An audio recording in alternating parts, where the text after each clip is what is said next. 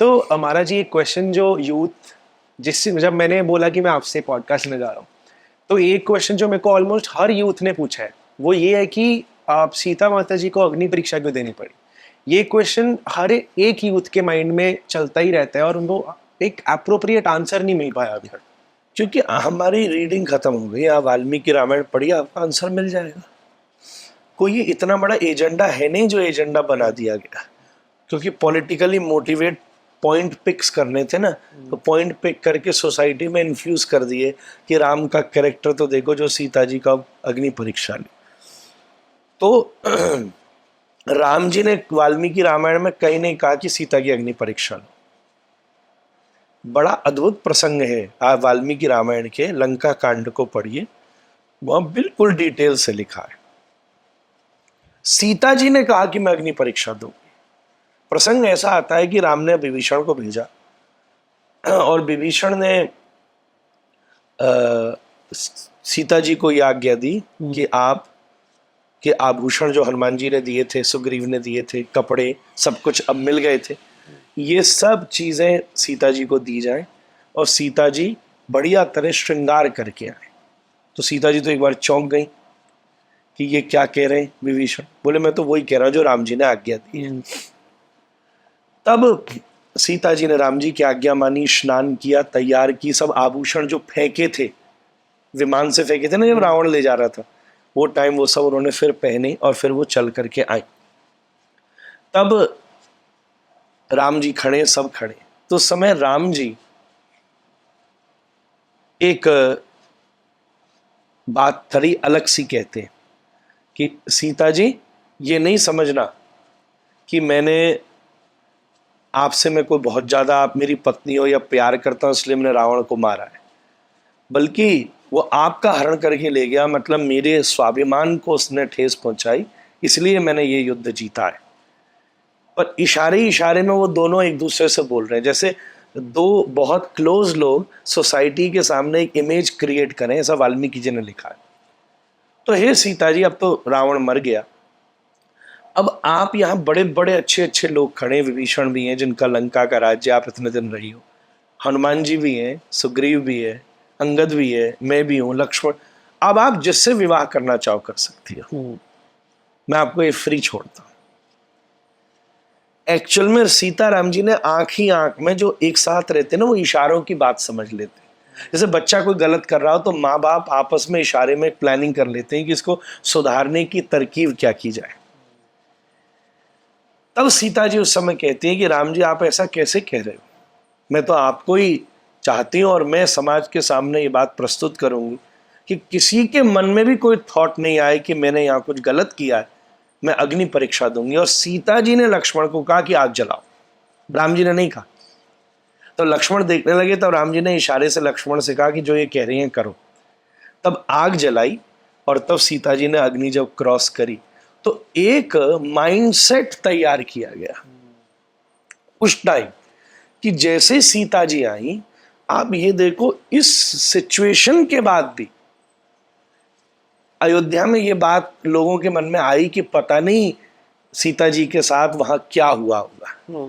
आज कोई लड़का या लड़की 3 रात तक कहीं गायब हो जाए, चाहे हम कितने भी कंटेम्प्रेरी हो गए हो, और 3 रात जब बाद में वापस आए, इधर it can be a male और अ फीमेल, तो एक बार तो मन में ये विचार आएगा ना कि क्या इसके साथ कुछ गलत तो नहीं हो गया, क्या हुआ होगा। तो एक सिनेरियो वाल्मीकि रामायण में ये तैयार किया कि अगर किसी के मन में भी ये विचार आए, तो सीता जी ने खुद कहा कि रावण की हिम्मत तक नहीं थी कि वो मुझे छू सके। क्योंकि सोसाइटी तो आज के टाइम भी ऐसे ही है। हम सबसे पहले यही सोचेंगे, 4 दिन तक कोई गायब हो जाए, कोई युवा लड़का पूरी रात भर घर में लौट करके नहीं आए, तो माँ बाप के मन में भी मन में जरूर बात आएगी कि what he was doing while night out. क्या ये फन अराउंड कर रहा था, घूम रहा था, और वॉज ही ड्रिंकिंग, और वो he was just sleeping around, और व्हाट ही वॉज डूइंग। कई अपने आप को कितना भी कंटेम्प्रेरी मान लो, पर मन में थॉट आएगा, ये आएगा ही आएगा। तो हम लोग एक चीज तैयार करते हैं कि जब रात भर कोई बाहर रह करके आए तो अगले दिन जब वो आता है तो ऐसा फोन कर देते कि अपने फ्रेंड के फादर से कहते थे कि मेरे फादर को फोन कर दीजिएगा, जस्ट इनडायरेक्टली कि your son was here, he was very good, just to create the scenario कि उनके मन में कुछ नहीं आ रहा है। तब आपके फ्रेंड के पापा, आपके अंकल आपके फादर को नॉर्मली फ़ोन कर देते हैं कि भाई he was here, he was so good, they was studying and all of this, so आपके लिए बेटर हो जाए सिचुएशन। ये अग्नि परीक्षा का कंटेम्प्रेरी अर्थ है और ये इसका वास्तविक रीज़न है। मीडिया ने क्या बोला, सुनी सुनी बातों में क्या हुआ, बात तो बिगड़ ही जाती है, एक कान दो कान मैदान, कितनी बात जब फैलती जाती है तो उसमें कुछ ना कुछ नमक मिर्च मिलती जाती है। पर जब आप हर व्यक्ति को मैं कहूँगा राम जी को जानना हो, राम जी के इतिहास को जानना हो तो वाल्मीकि रामायण, और राम जी की स्पिरिचुअलिटी को जानना हो तो रामचरितमानस। ये 2 स्क्रिप्चर आप ज़रूर पढ़िए अपनी लाइफ में, तब आप वास्तविक राम जी को समझ पाएंगे। दिवाली आ रही है तो आई थिंक सबको स्टार्ट करना भी चाहिए। ज़रूर। तो सिंस दिवाली आ रही है, lot of followers might watch you, might नहीं, डेफिनेटली वॉच यू, तो आप उनके लिए क्या ब्लेसिंग्स देना चाहेंगे या क्या बताना चाहेंगे दिवाली के लिए इनको? दिवाली फेस्टिवल ऑफ लाइट है और festival of light in the darkest night of the year है।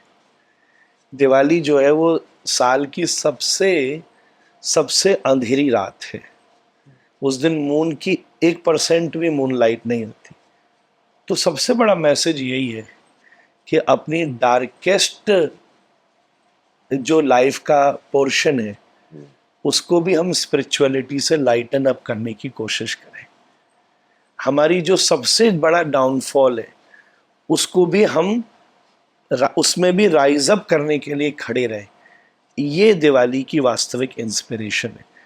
डार्केस्ट में लाइटनेस, तो जो darkest night of the year था उसको light festival of the year की तरह दिवाली ने चेंज कर दिया। आज light festival of the year हो गया दिवाली, जो कि darkest night of the year था। तो यही तो सबसे बड़ी इंस्पिरेशन है कि आपकी लाइफ का जो सबसे डार्केस्ट पीरियड है आप उसको अपनी लाइफ का सबसे प्रोग्रेसिव इंट्रोस्पेक्शन करने के लिए सबसे प्रोग्रेसिव पार्ट बना सकते हैं। जैसे थोड़े दिन पहले कोविड आया, तो Covid was one of the darkest year और the days of the present civilisation. बहुत सारे लोगों ने उस पर टाइम वेस्ट किया, बहुत सारे लोगों ने उसको प्रोग्रेस किया, बहुत सारे लोगों ने उसको रिवोल्यूनाइज्ड किया। तो ये तो आपके हाथ में ना, आप दिया कैसा जलाना चाहते हैं। That's true.